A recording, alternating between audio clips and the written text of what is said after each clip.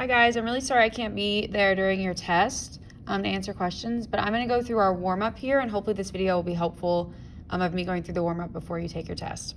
So the first section here, the first 8 are going to be similar to the first 8 to 9 problems that you'll have on your test today. So the first one, when I look at it, I notice that there are 2 inequality signs. That tells me that it's a compound inequality, and this one is actually an AND compound inequality. So what I'm looking for is I'm looking for a graph that's shaded in the middle. So it's going to be like 2 points shaded in the middle. And it's going to have a closed circle at -6 and an open circle at 0. And I can actually see that that's going to be B right there. Number 2, I immediately noticed the word OR. That means it's going to be looking like this. It's going to go in opposite directions, right? Because it's an OR compound inequality. So I'm going to have a closed circle at -5. And then a closed circle at 4. And it's going to look like this. So that would be D. Here's another OR compound inequality. So again, we're going to have that graph where it goes in opposite directions. I have an open circle at 5 because there's no equal to sign there. So an open circle at 5 and then a closed circle at 6. So open circle at 5, closed circle at 6, and then it's going in opposite directions. So that one would be F. Here, there's only one inequality sign, so this is not a compound. This is just a normal inequality. I'm going to have an open circle at -6, and it's going to be pointing to the right, so that would be A. Here we go back to having 2 inequality signs, so this is going to be a compound, and we know that this one is an AND compound inequality, so we're going to have 2 points and then shaded in the middle. It's going to be an open circle at -8 and another open circle at -2. So open circle at -8, open circle at -2, and then shaded there in the middle. So that would be G. Here we have an OR, so we're going to have those opposite directions. This has a less than or equal to, so that will be a closed circle at -5. And then an open circle at 0, and it's going in opposite direction. So closed at -5, open at 0, and then it's going in opposite direction. So that one would be H. For the next one, we go back to having just one inequality sign. So this is just a normal inequality, not a compound. So I'm going to have a closed circle at 2, and it's going to be going to the left. So a closed circle at 2, and then going to the left. That would be E. And then lastly, I have another normal inequality, not compound. There's only one inequality sign.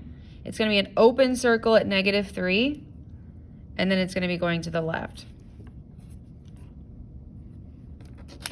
Okay, for numbers 9 through 12, it says write an inequality to describe the graph. So we practiced this in our notes before. So we're going to have X somehow relates to the number 3 because that's where our circle is. That's where our point is. And then all we have to do there is look at our arrowhead here, and that will tell us our inequality sign. This is a less than sign, so that's my symbol that I need here. Now, since this is an open circle, I do not need to include the equal to bar there on my inequality sign. It's just X is less than 3. On number 10, X somehow relates to -4. I look at this arrowhead over here to tell me my inequality sign. That's a greater than symbol, so greater than is the sign that I need. This one is a closed circle, so I need to include the equal to bar. This one here is an OR compound inequality because it's going in opposite directions. So you're going to do one at a time. So just focus on this one first. X somehow relates to -1.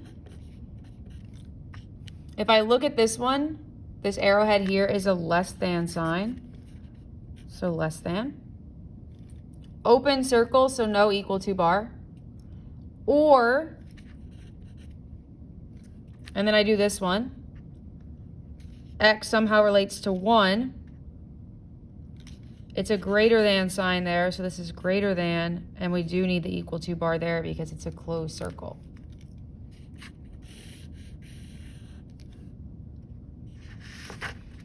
Number 12 is an AND compound inequality, so it will be your smaller number, -5, less than X, less than the bigger number, 3.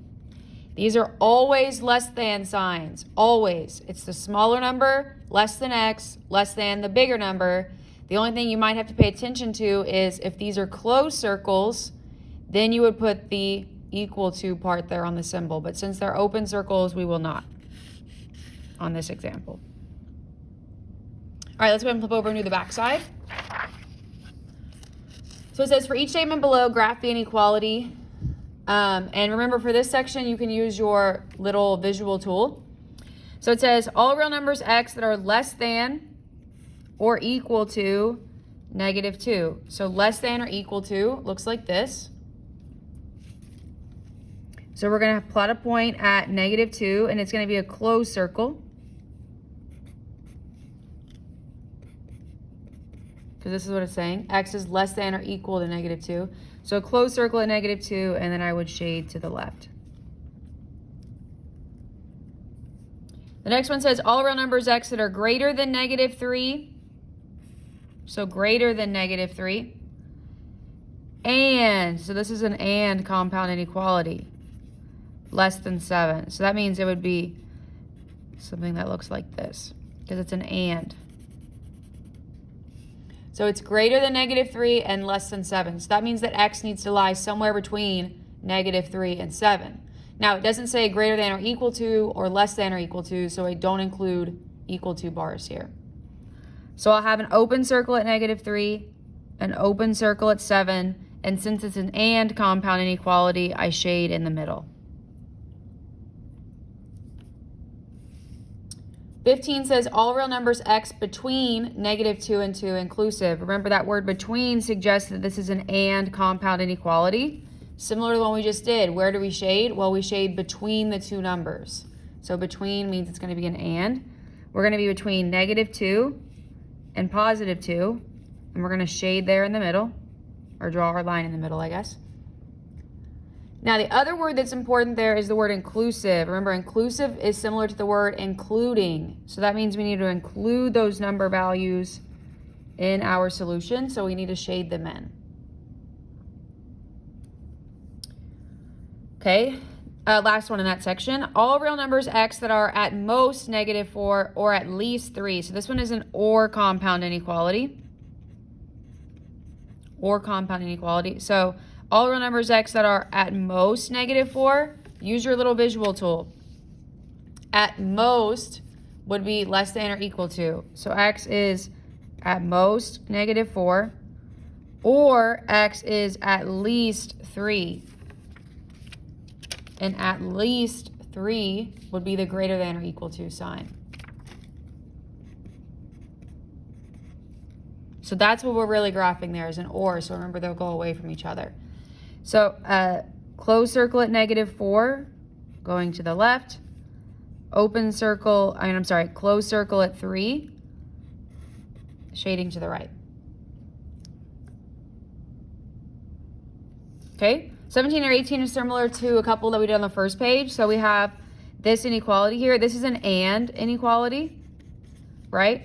So an and inequality will look something like this, similar to this. So we'll have the smaller number, 0, less than x, less than the bigger number, 3. It always looks like that. Again, smaller number, less than x, less than bigger number. And then this is a closed circle here at 0, so I need to include that equal to bar there.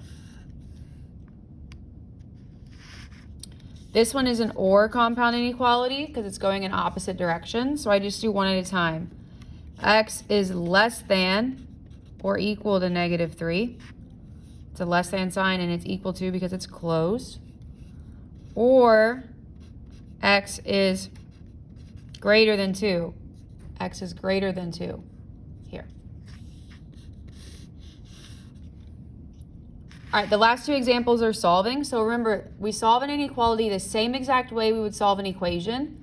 The only difference is that when you multiply by a negative number, you have to flip a sign. And if you divide by a negative number, you have to flip a sign. So if you multiply or divide by a negative number, you have to flip your sign.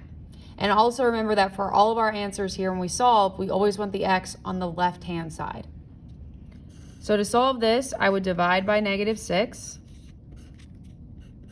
I just divided by a -6. So my first thought is that I need to flip that inequality sign. and I get x is less than or equal to 4. Please make sure that when you're taking your test, every time you solve one, to pause for a second and ask yourself, did I need to flip my sign? If you need to and you didn't, go ahead and fix that, right? All right, last problem here. Similar to an equation, my first step would be to distribute. So 3 times x is 3x. 3 times negative 5 is negative 15. And that's greater than 4x minus 29. I would then want to move the variable to one side. We want the variable on the left, so I subtract 4x. 3x minus 4x is negative 1x.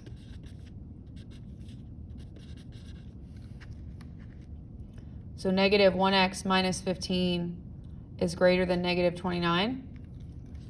Then I add 15 to both sides. Negative 1x is greater than negative 14. Divide by negative 1. I just divided by a negative 1, so I need to flip my sign, and I get x is less than 14. All right, so that's our warm-up review. If you need, take a couple of minutes and look back at the review packets that we've done in class, especially the word problems. Remember that hot air balloon problem and the temperature problem are definitely going to be on your test today.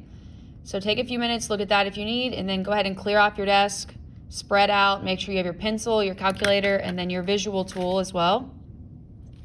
And I wish you guys the best of luck on your test. Make sure when you're done, you turn it into the drawer and then work on something quietly, and I will see you guys on Monday.